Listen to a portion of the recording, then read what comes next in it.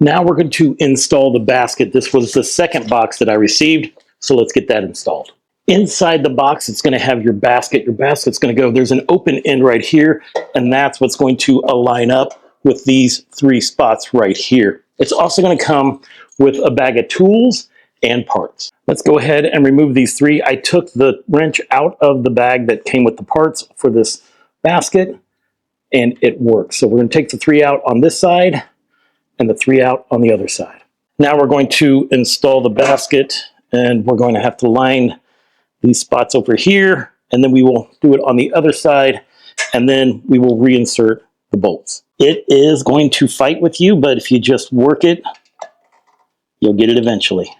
Go for this center bolt first and do it on the other side because it's going to fight you.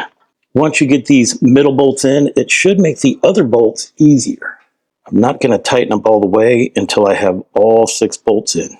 There are 2 bolts that are going to go back here to fit into these things. That's going to secure the back of it. All of the bolts in that package are the same. So just grab 2 bolts, 2 washers, and 2 nuts. Then we're going to take a bolt, put it through here. We're going to do this twice. There's 2 bolts.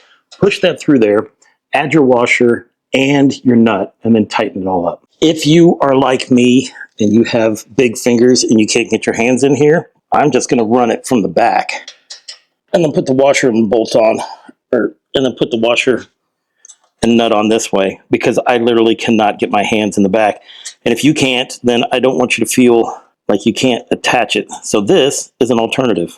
Now that the back part is tight, let's go ahead and finish tightening these up as well. And now your basket is installed. Did you get the wheel covers? Well, let's go ahead and put those on next.